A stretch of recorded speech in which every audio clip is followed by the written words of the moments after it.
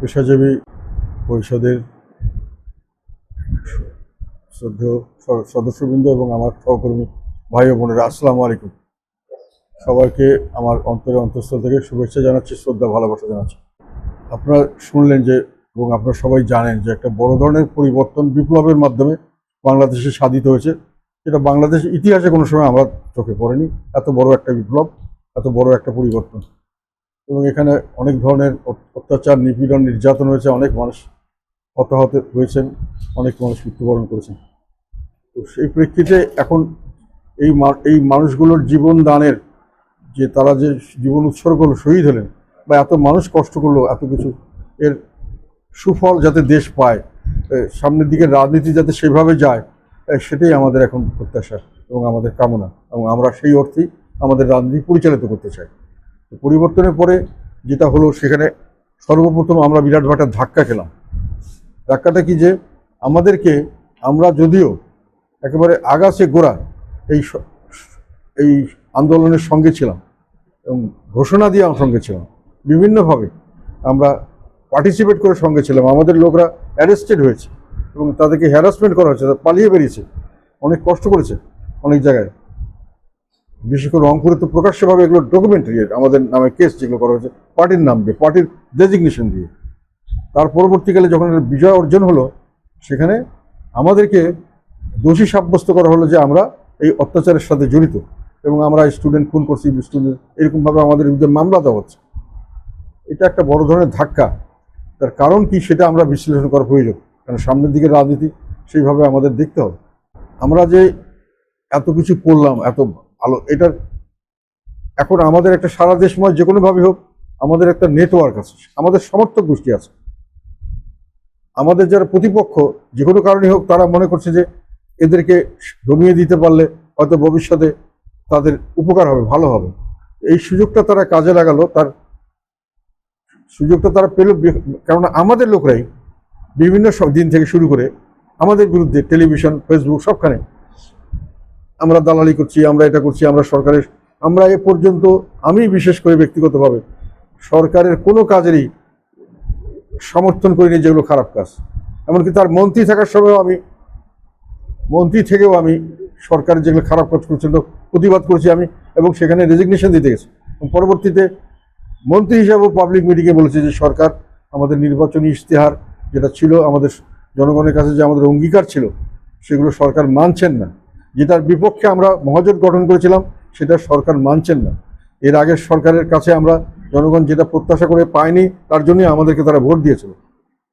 তখন তারা দেখেছিল যে দুর্নীতিতে পরপর চ্যাম্পিয়ন হচ্ছে বাংলাদেশ, দলীয়করণ হচ্ছে, র্যাব তৈরি করে এক্সট্রা জুডিশিয়াল কিলিং, বিচারবিদ, এবং পরবর্তীকালে নির্বাচন ব্যবস্থায় হস্তক্ষেপ করা হচ্ছে দলীয়করণের মাধ্যমে। সেটার থেকে উত্তরণের জন্য মানুষ আমাদেরকে ভোট দিয়েছিল। কিন্তু আওয়ামী লীগ এসে সেই একই কাজ করা শুরু করলো এবং ব্যাপকভাবে করা শুরু করলো। ফলে অটোমেটিক্যালি আমি কিন্তু এটা প্রতিবাদ করেছিলাম, এবং 2014 সালে এই কারণে আমরা নির্বাচনে যেতে চাইনি। এই নির্বাচনে যখন দেখলাম যে সব দলের অন্তর্ভুক্তি হলে নির্বাচনটা আমরা টেস্ট করতে পারতাম, যখন সৎ বল হয়নি, তখন এসে সাহেব আমাদের উদ্যোগ করতে বলেন। আমরা তারপরেও কিন্তু উদ্যোগ করেছিলাম, 270 জনের মতো আমি নিজে উদ্যোগ করেছি মন্ত্রী থাকা অবস্থায়। পরবর্তীকালে আমাকে টেকনোক্র্যাট মন্ত্রী করতে ছিল, সেটাও আমি গ্রহণ করিনি। কিন্তু তারপরেও জাতীয়বারকে মার্ক করা হচ্ছে যে আমরা সেই অবৈধ নির্বাচনগুলিতে ছিলাম। এখানে আরেকটা কথা আমি বারংবার বলছি, তোমাদের বলার জন্য আবার বলছি, সেটা হলো এই নির্বাচন ব্যবস্থা এবং সরকারকে মেনে বিএনপিও নির্বাচন করেছে, স্থানীয় সরকার নির্বাচন, এবং 2018তেও বিএনপি নির্বাচন করেছে এই সরকারি মেনে এবং এই সিস্টেমকে মেনে। কাজে, এবং তারা সংসদে 4 বছর ছিল, কাজে সম্পূর্ণ সময়টাই তারা বৈধতার প্রশ্ন যদি আসে, বৈধতা দেওয়া হচ্ছে। আর আমরাও 2014টা নির্বাচন অর্ধেক করেছি, অর্ধেক করিনি, বেশিরভাগটাই করিনি। 18তে আমাদের নেতা ছিলেন আল্লাহ হোসেন মোহাম্মদ এরশাদ, উনি আওয়ামী লীগের সঙ্গে থাকা পছন্দ করেছেন। যে কোনোভাবে হোক, ওনাকে স্বাভাবিকভাবে হয়তো পছন্দ করতে পারেন, ওনাকে কোনো প্রেশারও দেওয়া হতো, এটা আমরা জানি না। আর তারপরে তো 2024-এর নির্বাচনের সময় যেটা আমাদেরকে বাধ্য করা হয়েছে, এটা আমাদের সঙ্গে যারা ছিল সকলেই জানেন। কাজেই আমরা জনগণের সঙ্গে সবসময় ছিলাম। আমরা কোনো অপকর্মে, সরকারের কোনো অপকর্মে আমরা সহায়তা করি নাই, সবসময় প্রতিবাদ করেছি, জনগণের পক্ষে কাজ করার চেষ্টা করেছি। তথাপি আমাদের কিছু কিছু নেতাকর্মীর এবং আমাদের যারা দলের ভিতরে থেকে বা বিভিন্ন রকমের ডিভিশন সৃষ্টি করা, দর্শনের সাথে গ্রুপ, এটা গ্রুপ, তাদের মাধ্যমে আমাদের উপর একটা ব্ল্যাকমেলের সুবিধা দিয়েছে, সঙ্গে সঙ্গে আমাদের বিরুদ্ধে প্রচারণা, এবং সেই প্রচারণাটা একেবারে আমাদের সঙ্গে বসে এখানে অফিসে আমাদের সঙ্গে একসাথে কাজ করেছে তারাই পর্যন্ত, ইলেকশনের আগে থেকে শুরু করে ইলেকশনের পর থেকে শুরু করে সমানে এখনো কিছু কিছু করে যাচ্ছে। সেই জন্য আমি এই কথাগুলো বোঝানোর জন্য আমি তোমাদেরকে, এটা আমাদের অন্ততপক্ষে এই আন্দোলনকালীন সময় আমাদের কি রোল ছিল, এটা আমাদের কি ভূমিকা, এটা আমি একটা টেলিভিশনে তোমার দেখেছি, আমাদের প্রিন্টও আছে, প্রিন্টগুলো আমরা রেডি করছি। প্রতিদিন পেপারে আমাদের বক্তব্য, এবং আমাদের মতো এত কড়া ভাষায় সরকারের সমালোচনা তৎকালীন সময় কেউ করতে পারেনি। তৎকালীন সময় যে পরিবেশ ছিল এটা অত্যন্ত একটা ভয়াবহ পরিবেশ ছিল, তারপরেও সাহস করে আমরা করেছি, সাহস করে আমরা মাঠে নেমেছি এবং যে কোনো ধরনের সমস্যার মোকাবেলা করার জন্য প্রস্তুত ছিলাম। আমি প্রথম রাজনৈতিক ব্যক্তিত্ব যে এই আবু সাইদের বাসায় গিয়েছি, তার কবর জিয়ারতে আমি প্রথম রাজনৈতিক ব্যক্তিত্ব নেই, এবং তাদেরকে, তার বাবা মাকে সান্ত্বনা দিয়েছি, তাদের দেখাশোনা করেছি। যা এই সেই হিসাবে আমাদের লোকের এই ইলেকশনের আগের থেকে এবং ইলেকশনের পরে এবং এখন পর্যন্ত তারা সমানে আমাদের, মানে বাইরের লোকে যা বলছে তার চেয়ে বেশি আমাদের ভিতরের লোক বলছে। তো সেই জন্য আমি সব সংগঠনগুলোকে এক এক করে ডেকে এই কথাটা ব্রিফ করার জন্য যে তোমরা বুঝো, জানো, এবং জানে যদি দল করতে হয় সেইভাবে প্রথম আমাদের ইমেজ সংকট যারা তৈরি করার চেষ্টা করছে সেটাতে উত্তরণ করতে হবে। তোমরা আগে জানলে তোমরা বলতে পারবে, তোমরা এটা প্রচার করতে পারবে। তোমরা কনভিন্স না হলে, আমরা কি খারাপ কাজ করেছি মনে করলে তো তোমরা এটা করতে পারবে না, এবং এই শব্দ ওইরকম করলে তো আমার দল অগ্রসর হবে না। এটার উদ্দেশ্যই ছিল যে তোমাদেরকে পরিস্থিতির সব ওয়াকিফাল করা, what we did and what damage hour people have done to us, our own people. এখনো আমার বিরুদ্ধে যে কেস দিয়েছে, অনেকেই বলে যে আমার দলের লোকেরা টাকা পয়সা দিয়ে আমার বিরুদ্ধে হ্যারাসমেন্ট করার জন্য করে, এবং আমাদের দলের যে বিভিন্ন জায়গায় কেস হচ্ছে, বেশিরভাগ সময় প্রশ্ন আসছে যে আমাদের যারা দলে ছিল বা দলে বিভিন্ন সময় ঘাপটি মেরে পরে সুযোগ সুবিধার জন্য আমাদেরকে ব্যবহার করে এই তারা সুযোগ সুবিধা নিয়েছে, সব ধরনের পদ পজিশন নিয়েছে, ব্যবসা বাণিজ্য নিয়েছে, যা কিছু করার করেছে, কিন্তু আবার রওশনের সাথে সাথে গিয়ে মাখামাখি করে আমাদেরকে রাজনীতি করতে বাধাগ্রস্ত করছে। এখন বিভিন্নভাবে এখনো আমাদের বিরুদ্ধে প্রচারণা করে যাচ্ছে, টেলিভিশনে আমাদের নাম দেখায়, আর আমাদের লোকেরা চুপ করে আছে। সেই কারণে আমার তোমাদেরকে ডাকার উদ্দেশ্য হলো, তোমাদের চুপ করে থাকার সময় নেই, সামনে রাজনীতি করতে ফার্স্ট তোমাকে, তোমাদের বিরুদ্ধে যে অপপ্রচার হচ্ছে, যে নেগেটিভলি ব্র্যান্ডিং করার চেষ্টা করছে, এটাকে শেষ করতে হবে। সত্য কথাকে বলতে হবে, সত্য কথাকে জনগণের সামনে তুলে ধরতে হবে। আমি বেশ কিছু ইন্টারভিউ অনেক জায়গায় দিয়েছি সরাসরি, এবং আমি একটাও চিন্তা করেছিলাম পরে আবার করবো, দরকার হলে করবো, যে আমি যারা আমার সমালোচনা করে সকলের সামনে আমি একসঙ্গে এক টেবিলে বসে আমি তাদের প্রশ্নের উত্তর দেবো, কী কথা বলতে চান বলুন, এবং সাংবাদিকদেরকে ডেকে আমি বলছি। এখন যেগুলো ইন্টারভিউ দিচ্ছি, আমি তোমাদের মনে যতগুলো ঘৃণা বা যদি কেউ বলে থাকে এই কাজটা আমরা খারাপ করেছি, please ask me, I shall give reply. প্রত্যেকটা আমি রিপ্লাই দিচ্ছি। আরও অনেক সাংবাদিক রেগুলারই আসছে আমাদের, কেউ আমাদের রিপ্লাইগুলোকে সঠিকভাবে দিচ্ছে, কেউ কিছুটা বাঁকা করে দেওয়ার চেষ্টা করছে। জনগণের কাছে কিন্তু মেসেজ পৌঁছাচ্ছে, জনগণ কিন্তু বুঝতে পারছে যে এগুলো আমাদেরকে ষড়যন্ত্রগুলো, আমাদেরকে সবসময় আমরা জনগণের পাশে ছিলাম। সিন্স ইজ ইনসেপশন জাতীয় party was always with the people. 82 সালে জনগণের দাবির মুখে এরশাদ সাহেব ক্ষমতা গ্রহণ করেছে। বিএনপির প্রেসিডেন্ট তাদেরকে ডেকে এনেছিলেন, বিএনপির শীর্ষ পর্যায়ের অনেক নেতা তৎকালীন সময় আমাদেরকে বলেছিলেন এটা দরকার ছিল। আওয়ামী লীগ তো ওপেনলি সাপোর্ট দিয়েছে, অন্যান্য সব দল সাপোর্ট দিয়েছে।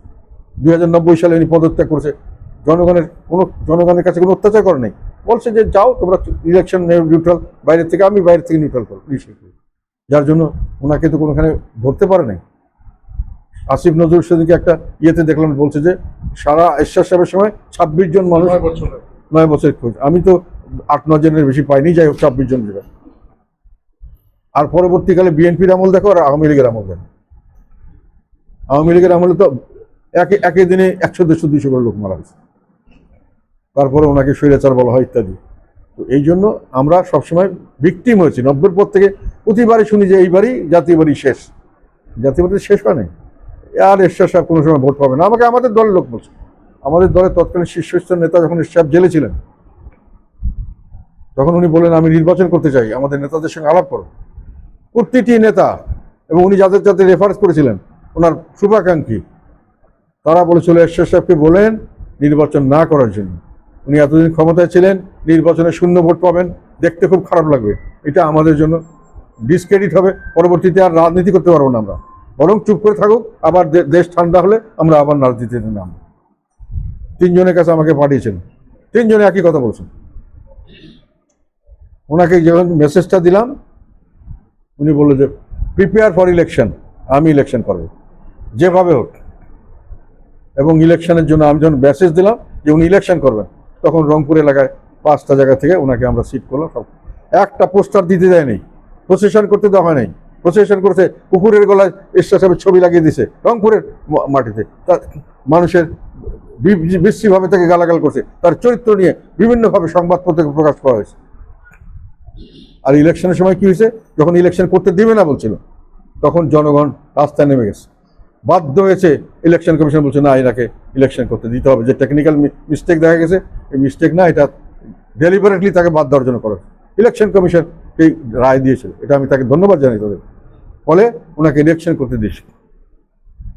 ইলেকশনের রেজাল্ট তো আমরা তো কোনোখানে যেতে পারিনি, কারোর কাছে কথা বলতে পারিনি, কোনো বক্তৃতা দিতে পারিনি, কেউ জানে না। অনেক জায়গা থেকে অন্যান্য অনেক জায়গায় আমাদের ক্যান্ডিডেটরা মাঠে ছিল না, কিন্তু দাঁড়িয়েছিল। এবং সেখানে আমরা 36টা সিটে জয়লাভ করেছিলাম, এর শেষে 5টা সিটে জয়লাভ করেছি। মানুষে অনেক জায়গায় বন্যার পানি ছিল। আমাকে ইলেকশনের লোকরা বলছে, স্যার কোনো এজেন্ট নাই, কিচ্ছু নাই, মানুষের কোমর পালে পানিতে আসছে, কেন লাঙ্গলে ভোট দেবো, এরশাদ সাহেবকে ভোট দেবো। এগুলো হলো ইতিহাস। বাংলাদেশের আর কোন নেতাই কথা বলতে পারবে? এই জন্যই এরশাদ সাহেবকে বুঝতে পারেনি। তারপরে বলছে এইবারই শেষ। এই দেশের লোক একটু ওনার জেল জড়ি দেখে একটু দুঃখ পাইছে, দিছে, আর পরে আর থাকবে না। পরে 5 বছর পরে আবার একই ব্যাপার, নাই কোনো ভোট পাবে না। পাইছে তো উনি 5টা জায়গা থেকে আবার পাইছে। এর পরবর্তীকালে জেলখানা থেকে ছাড়া পরে ওনার শেষ। এতদিন মানুষের একটা সিম্প্যাথি ছিল, এখন আর কি। তারপরে যেখান থেকে দাঁড়িয়েছে সেখান থেকে জিতছে। ওনাকে একবার বলছে রংপুরের লোক রংপুরে পায়, ঢাকার থেকে দাঁড়িয়েছে, গুলশান থেকে দাঁড়িয়েছে, গুলশান থেকে নির্বাচনে জয়লাভ করছে।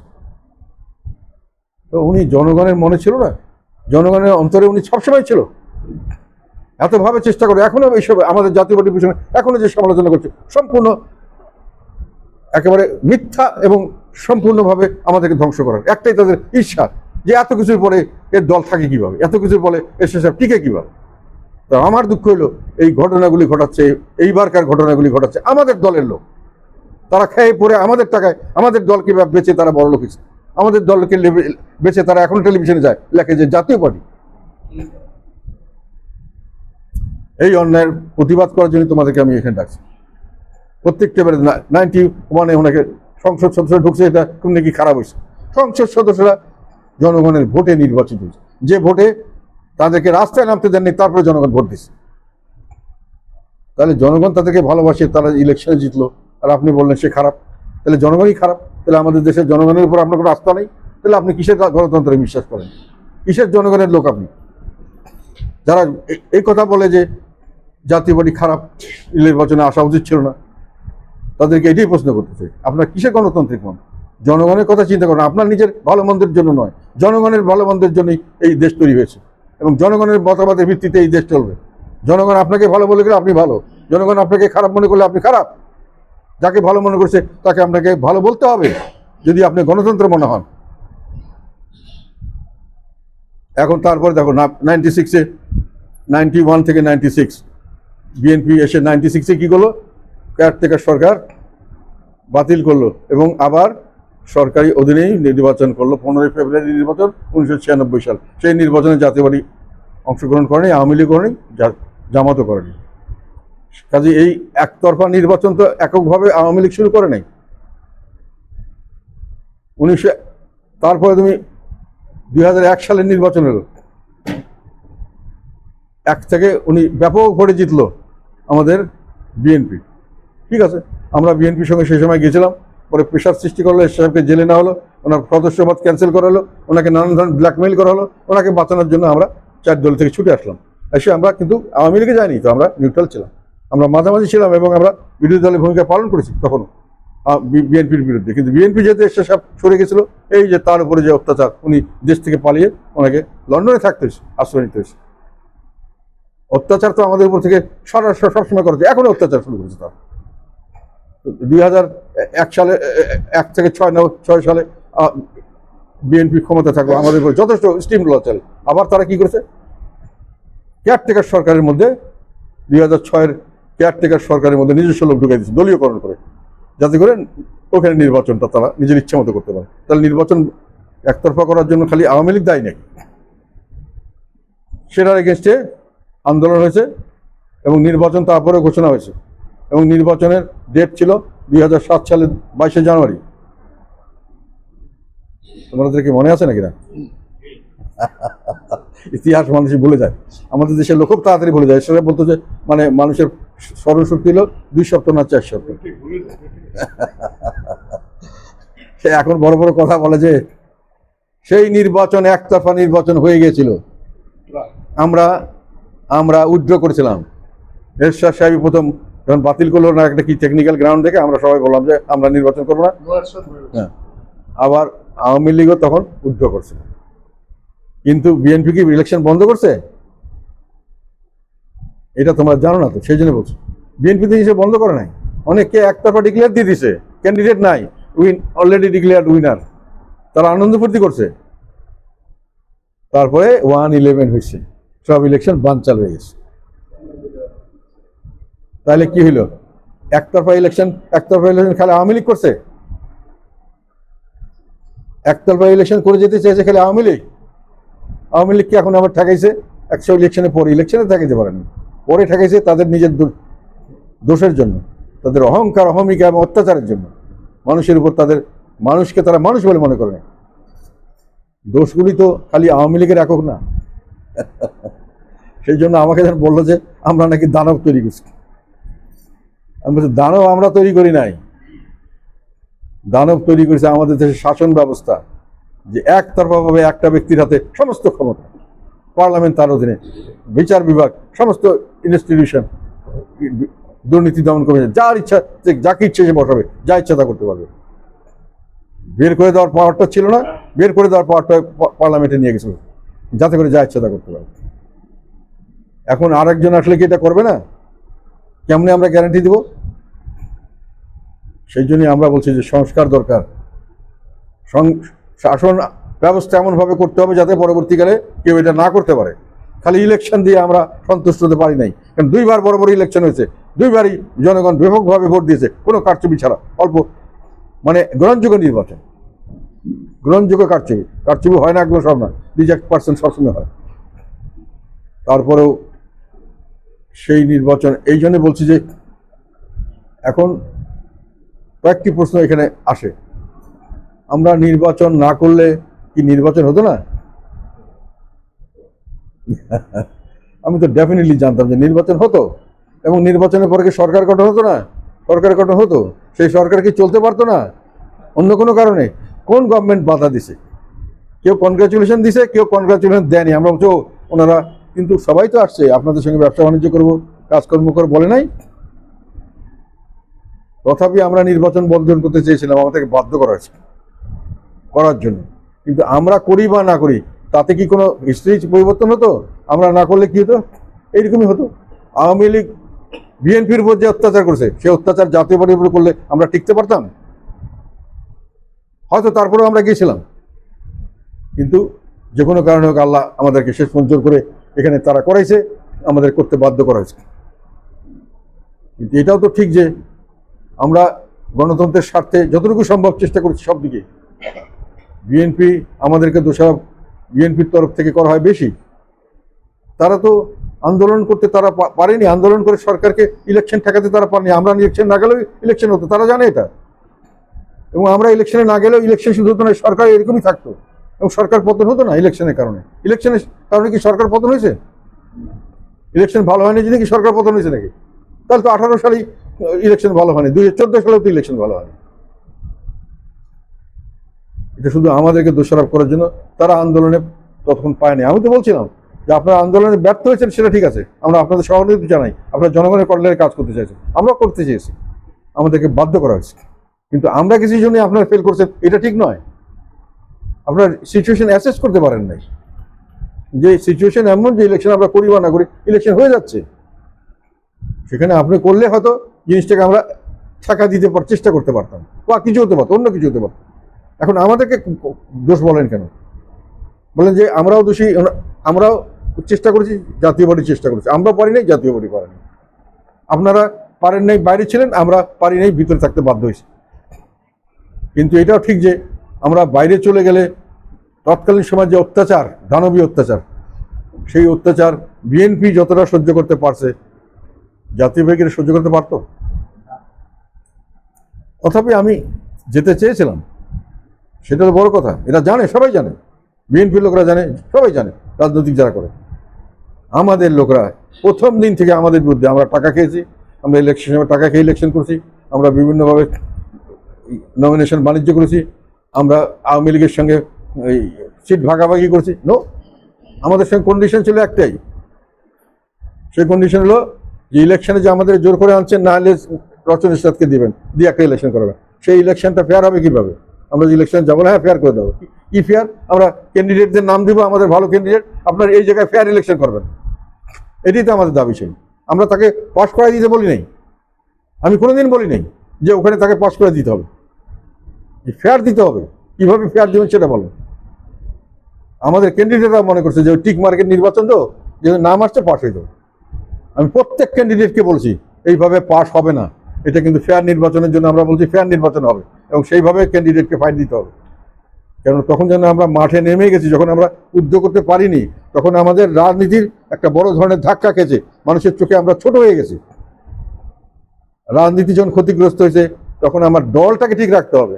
যদি এই সময় দলও ছেড়ে দেই, দলও যদি চলে যায়, তাহলে রাজনীতিও নেই, দলও নেই, ফিনিশ।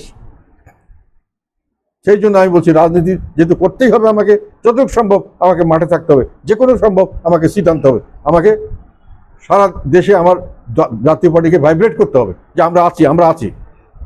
তার ফলে যেদিন থেকে নির্বাচনে আমি যাওয়ার ঘোষণা হয়েছে, যেদিন থেকে আমাদের উদ্যোগ করতে পারি নাই, সেদিন থেকে প্রতিদিনই আমি বলছি যে নির্বাচনটা সঠিক হবে না, নির্বাচনটা সঠিক হবে না।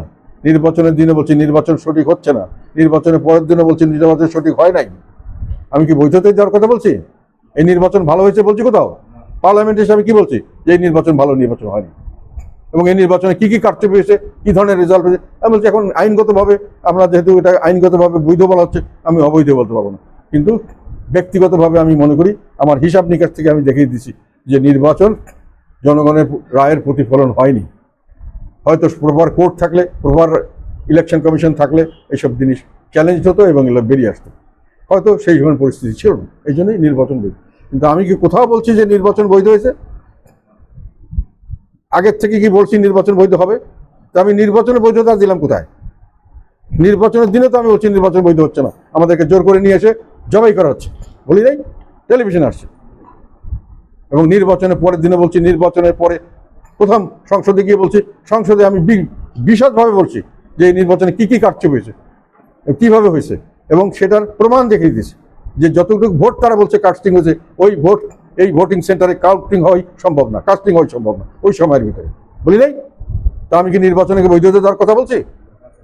বরং নির্বাচন যে অবৈধ হয়েছে মাঠ পর্যায়ে থেকে আমি সেটা তুলে ধরেছি বিশ্ববাজারে। তার জন্য কি সরকার পতন হয়েছে?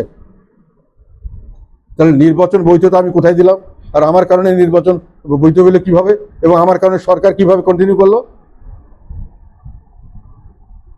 কিন্তু এই কথাগুলি বলা হচ্ছে, এখনো বলা হচ্ছে। এরশাদ সাহেবকে যেমন বারে বারে পচানোর চেষ্টা করছে, তারপরে এরশাদ সাহেবকে পচাইতে পারছে? সত্যই উনি সারা জীবন রাজনীতি করছে বলে স্বৈরাচার ছিল, উনি মাঠে ময়দানে লক্ষ লোকের মধ্যে গেছে, কোনো একটা বডিগার্ড লাগেনি। উনি যদি মানুষের ক্ষতি করতে, মানুষের গালাগালি করতে পারতো, মানুষের ওনার প্রতি ঢেলে চলতে পারতো, কেউ করতে কোনোদিন? উনি কোনোদিন ভয় করছে সেটার জন্য? উনি অসুস্থ হয়েছে, লক্ষ লক্ষ লোক তার জন্য রাত দিনকে সাত টেলিভিশন উনি কেমন আছে দেখ জানতেছে। কেন? মানুষ ওনাকে ভালোবাসে সেই জন্য। উনি মারা গেছে, লক্ষ লক্ষ লোক নামাজে জানাজে গেছে। রংপুরে আমি কয়েকশো লোককে দেখছি চোখের পানিতে কাঁদতেছে, তারা ওনার আত্মীয় নয়, আমরা ওনার আত্মীয়, আমরা কাঁদবো, স্বাভাবিক কথা। আমাদের অনেক স্মৃতি আছে, ছোটবেলা থেকে আমাদের কোলে করে মানুষ করছে, আমাদের কান্না আসতেই পারে। কিন্তু একটা রাস্তার লোক, সে কেন কাঁদবে? তার ওই অন্তরে ওই ভালোবাসা আছে। কেন ভালোবাসা আছে? কেননা তার জন্য উনি কাজ করেছে, তার জন্য ওনার অন্তরের ভালোবাসা ছিল, এটা সাধারণ মানুষ বুঝতে পেরেছে। আমাদের পিছিয়ে এই জন্য লাগছে যে এই দলটারে যেমনি তেমনি পারি তারপরে আবার দাঁড়ায় যায়, এত কিছু জবাই করা হয় আবার দাঁড়ায় যায়। এইসব কারণে তোমাদেরকে বলছি যে এইসব কথা শুনো, বুঝো, আর তারপরে তোমাদের সামনে মানুষকে সেটা বলো। রাজনীতি যদি করতে চাও জাতীয় পার্টির, তাহলে এগুলোকে বুঝো, বলো এবং মানুষের সঙ্গে ফাইট করো। লুকায় থাকবা কেন? আমরা কি দোষ করছি যে আমরা প্রশাসন করতে পারবো না? আমরা বলতে পারবো না যে এটা অন্যায়, এটা ন্যায়? কেন বলতে পারবো না? কোথায় বৈধ তাহলে দিলাম আমরা ইলেকশনকে? ইলেকশনে যাওয়ার আগের দিন থেকে শুরু করে ইলেকশনের পরের দিন থেকে ইলেকশন হওয়ার পরে সবচেয়ে বেশি অফিসিয়ালি এবং পত্রিকায় আর্টিকেল লিখে সারা দেশবাসীকে জানাচ্ছি ইলেকশন হয় নাই। তাহলে ইলেকশনে কি বৈধতা দিলাম আমরা?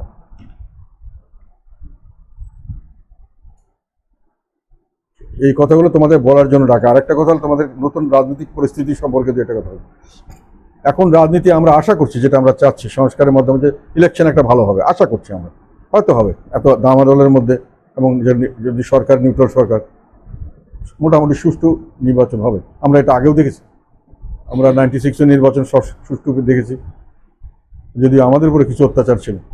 2001-এও সুষ্ঠু নির্বাচন হয়েছে, 2008-এও সুষ্ঠু নির্বাচন হয়েছে, যেহেতু গভর্নমেন্ট সরকার থেকে নির্বাচন কন্ট্রোল করার সুযোগ ছিল না। সেই নির্বাচন যদি সুষ্ঠু হয়, সেই নির্বাচনে জিততে গেলে এখন যে রাজনীতি তোমরা করছো সেই রাজনীতি, সেই ভাবধারা থেকে বেরিয়ে আসতে হবে। এখন হলো অন্তর্মুখী রাজনীতি। সেটা হলো সবাই নেতা হতে চায়, কেউ কর্মী হতে চায় না। কেননা নেতা হলে একটা করে কার্ড বানাইতে পারে, একটা পরিচয় থাকে। আর অন্তর্মুখী মানে নেতা হলে নেতাদের সাথে লাইন করতে পারে। কেননা তখনকার রাজনীতির নীতি ছিল যে টিক মার্কের রাজনীতি। পার্টির থেকে তালিকা দিলে ওইটাই টিক মার্ক যদি হয়ে যায় তাহলে আমি পাস করবো। জনগণের দরকার আছে, আমার সংগঠনের দরকার আছে, আমার একটা কার্ড দরকার, একটা সংগঠনের আমি প্রেসিডেন্ট, সেক্রেটারি কিছু একটা আর কি। এবং এসে আমি ইলেকশনের সময় চেয়ারম্যান টেয়ারম্যানের সঙ্গে লাইন করে এটা বলতে পারি যে আমার ঢুকে দেন লিস্টের মধ্যে, তালিকার মধ্যে। এই রাজনীতি এখন হবে না।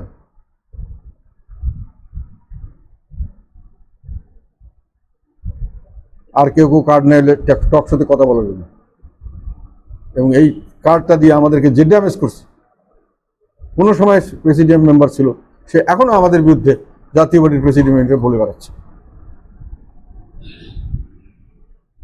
এবং সংগঠন, আমাদের নেতা, যেহেতু আমাদের নেতা হতেই সবাই আগ্রহী, কর্মী হতে আগ্রহী, এই জন্য সংগঠন বাড়াতে হয় আমাদের। ওটা আপত্তি কিছু নেই, আমাদের সংগঠন বাড়াতে হয়। ভালো সংগঠন করে আমার হিসাব মতে যারা ক্যাডার ভিত্তিক দল করে, সেটা হলো জামাত ইসলাম। এদের কি অনেক সংগঠন আছে নাকি? তাঁতি মানে ডাক্তারদের সমিতি বা ইঞ্জিনিয়ারদের সমিতি আছে? না, কিচ্ছু নাই, কিচ্ছু নাই। ওদের জামাতের একটা মেইন স্ট্রাকচার আছে। হ্যাঁ, কারণ স্ট্রাকচারের ভিতরে ওদের ধাপ আছে। কোন ধাপে তুমি, ওইটা আমি তোমাদেরকে এটা করতে বলছি না, ওইটা অন্য ধরনের রাজনীতি। তবে ওই ধরনের, ওটা হলো কারেক্ট সংগঠন। এটা হলো, এটাকে বলা হয় অর্গানাইজড সিস্টেমটা এরকম, যেটা যেমন কমিউনিস্ট পার্টিতে আছে, যেমন চায়নাতে আছে, সবাই একটা বাধা ধরার জন্য থাকে। তো ওগুলোতে কিন্তু ওই বেশি সংগঠন দরকার হয় না, মেইন স্ট্রাকচার থাকে। ওরা এক একজনকে এক একটা দায়িত্ব দিয়ে দেয়, তারা সেই কাজ করে। ছাত্রদের জন্য একটা দিয়েছিল ওরা, ছাত্র শিবির, আর এই জামাত ইসলাম। আর তো জামাত ইসলামের কোনো সংগঠন আমার চোখে পড়েনি অফিসিয়ালি। দরকার হলে বাড়াবে আর কি, কারণ ওরা কেউ নেতা হওয়ার জন্য, ওদের নেতা হওয়ার নিয়ম আছে। প্রথমে একটা ক্যাটাগরি থাকবে, তুমি সাপোর্টার, তারপরে একটা কী হবে, তারপরে আরেকটা স্টেজ আসবে। কোন ক্যাটাগরিতে গেলে তোমাকে কী কী করতে হবে, সেটা পরীক্ষা পাস করতে হবে, সেগুলো আবার প্র্যাকটিস করতে হবে তোমাকে। তুমি লাইফে এটা প্র্যাকটিস করো কিনা দেখবে, তারপরে তোমাকে দেবে। কাজে ওখানে নেতা জয়েন করলেই নেতা হওয়া যায় না, টাকা পয়সা থাকলেই হওয়া যায় না, ঘোরাঘুরি করলেই হওয়া যায় না। আমি সেটার জন্য তোমাদেরকে বলছি না যে ওইরকম হইতে হবে, কিন্তু একটা কথা ঠিক যে আমরা যেটা করি সেটাও খারাপ নয়। বিভিন্ন সংগঠন ভিত্তিক যদি তুমি, মানুষে সঠিক কথা শুনতে পছন্দ করে না অনেক সময়। আমরা নেতা হতে চাই, কর্মী হতে চাই না। আর নেতা হয়ে নেতার পিছিয়ে করতে চাই, জনগণের পিছিয়ে করতে চাই না। জনগণের কাছে কি আছে? কিছু নেই। নেতা আমাকে টিক মার্কে পাস করে দিবে, এই থেকে উত্তরণ হওয়া দরকার আছে। আর এখন তো এই আরেকটা সমস্যা দাঁড়াইছে যে নেতা বানিয়ে দিয়ে পরে টেলিভিশনে গিয়ে আমার বিরুদ্ধে বক্তব্য শুরু হয়ে গেল, ফেসবুকে বক্তব্য শুরু হয়ে গেল। নেতা হওয়ার পরেই তার বক্তব্যের দাম বাড়ে, ওয়েট বাড়ে, তখন মানুষের শুনে কাদের সাহেবের দলের লোক, এটাও একটা দাম আছে। কিন্তু আমাকে তোমরা যদি হালাফালা মনে করো, আমি রাস্তা পথে গেলে, পার্টি টার্টি গেলে হই হই করে সব লোক আসে, আর এখন ফাঁসির আসামি হয়ে আরো মূল্যবান। এনারে ফাঁসির আসামি দিয়েছে, নিশ্চয়ই কিছু ব্যাপার আছে। ছোটখাটো মানুষদের ফাঁসি আসামি দেওয়ার কথা না। যাই হোক, এই জন্য বললাম যে সেইভাবে সংগঠন, এই জন্য তোমাদের সংগঠনটা হয় নাই, মানে এখানে লোকই আসেনি, অর্ধেকের বেশি লোক আসেনি। তোমাকে সেইভাবে না, যেটাই হোক, আমরা যদি আরেকদিন করতে চাও করবো। আমি বক্তব্য দিতে চাই এই জন্য যে মানুষগুলোকে কনভিন্স করার জন্য। এরপরে সংগঠন করো, গণমুখী হও। তোমাদের সংগঠন দরকার আছে, যেমন পেশাজীবী করছে, ঠিক আছে, তোমাদের গায়কও আছে, বাউল কি জানি নাম, হ্যাঁ হ্যাঁ হ্যাঁ, এই কিন্তু গান বাজনার আমাদের একটা সংগঠন আছে আবার, ওই যে সাংস্কৃতিক বাড়ি। হ্যাঁ, কাজে আবার ডাক্তারও আছে এর মধ্যে। ডাক্তারদের মানে করলে ভালো, কিন্তু ওইভাবে ওই সেক্টরগুলো নিয়ে কাজ করো, যেখানে কাজ করতে চাও তাদের হয়ে কাজ করো। ফিশারিজ একটা আসছিল যে মৎস্যজীবী, তারা মৎস্য নিয়ে কাজ করুক, মৎস্যদের সঙ্গে যদি যোগাযোগ থাকে ওদের ওদের ভোটটা কিছু আমরা পাইতে পারি। ওই আন্ডারস্ট্যান্ডিংয়ে আমি মনে করি আমাদের এই রাজনীতিটা খুব ভুল নয়। কারণ আমরা ওই হাজারি কোষের মানুষ, অত ডিপে এত করে কমিটেড, জান দিয়ে দেবো পলিটিক্সের জন্য, এরকম মানুষ আমাদের দলে আসবার কথা নয়। পলিটিক্সে জান দেওয়ার একটা পলিটিক্সে 3 ধরনের মানুষ আমার চোখে পড়ছে। একটা হলো দেশের জন্য বা ইয়ের জন্য আমি জীবন দিয়ে দেবো, এটা হলো নাম্বার 1 ক্যাটাগরি। নাম্বার 2, জীবন দেবো না কিন্তু দেশের জন্য কাজ করবো, চেষ্টা করবো লাভ, কিন্তু জীবন দেবো না, শর্ট অফ জীবন আমি সব চেষ্টা করবো। 3rd হলো দেশকে বিক্রি করে দেবো নিজের স্বার্থের জন্য। ওই ফার্স্ট ক্যাটাগরি ছাড়া সমাজে কোনো পরিবর্তন হওয়া সম্ভব না। আর দ্বিতীয় ক্যাটাগরি হলে দেশ চালাতে পারবে কিন্তু পরিবর্তন করতে পারবে না, রুটিন ওয়ার্ক করতে হবে। আমরা রুটিন ওয়ার্ক করা মানুষ, আমরা দেশের পরিবর্তন আনার মানুষ নই। মধ্যপন্থী মানুষের রুটিন ওয়ার্ক করতে পারে।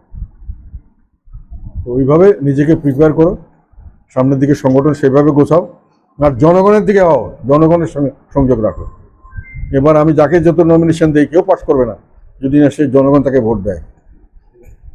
আমাদের সামনের দিকে ভবিষ্যৎ খারাপ না। আমাদেরকে যে হেলাফেলা করতেছে, আমাদের বিরুদ্ধে করতেছে, তার মানে তারা আমাকে কেয়ার করতেছে কেউ না কেউ। শত্রুর সৃষ্টি হলো শক্তির লক্ষণ। কাজে ওইভাবে চিন্তা করে কাজ করো।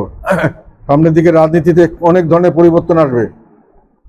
বড় একটা ভ্যাকাম হয়ে গেছে, আওয়ামী লীগ একটা বড় দল, যথেষ্ট অর্গানাইজ দল, ধসে গেছে, ওখানে বড় একটা ফাঁক হয়ে গেছে। এটা কি হবে ভবিষ্যতে আমরা জানি না। বিএনপি এবং জামাতের মধ্যে অনেক ক্ষেত্রেই এখন মিল দেখা যাচ্ছে না। কাজে এটার মধ্যেও একটা সামনের দিকে আমাদের ব্যাপারেও কি হবে অনেকেই বুঝতে পারছে না। কাজে কে কোথায় কোন ইকুয়েশনে কার সঙ্গে ফিট করবে, শেষ পর্যন্ত নির্বাচনে কিভাবে যাবে, কে এককভাবে যাবে, কে দলগতভাবে যাবে, কি পজিশনে আসবে। লেফটিস্ট পার্টি টাটি অনেক ছোটোখাটো পার্টি হচ্ছে, এগুলো কে কোথায় ফিট করবে এখন আমরা জানি না। তবে আমরা জানি যে আমাদের মধ্যে আমাদের বিরুদ্ধে কিছু শত্রু আছে। আরেকটা জানি যে আমাদের শত্রুদের মধ্যে সবচেয়ে বড় শত্রু আমাদের নিজস্ব লোক, যারা আমাদের খাই পরে বড় হয়েছে। এই দুটা থেকে সাবধান থাকতে হবে।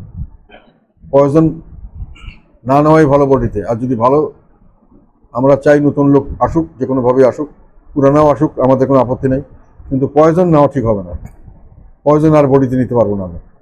অলরেডি আমাদের অবস্থা একেবারে তটস্থ হয়ে গেছে আমরা এই পয়জনের জন্য। 10টা লোক নিয়ে দল করা ভালো, যদি সকলে সুখে শান্তিতে একসাথে থাকতে পারি। আর 10 লক্ষ লোক নিয়ে কোনো লাভ নাই যদি একজনের গলায় চুরি নিয়ে থাকে, বসে থাকে। কাজে ওইরকম দল করতে হবে। যাই হোক, আমি এটা বলার পরিপ্রেক্ষিতে তোমরা যদি কিছু বলতে চাও অল্প কথায় বলো, আর কোনো অ্যাড্রেস করো না প্লিজ। এটা আরেকটা কালচার, মানে অ্যাড্রেস করে সব লোকের তেল দেওয়া কোনো প্রয়োজন নাই। You talk what is needed. মানে আপনাদের কারো একটা মতামত থাকলে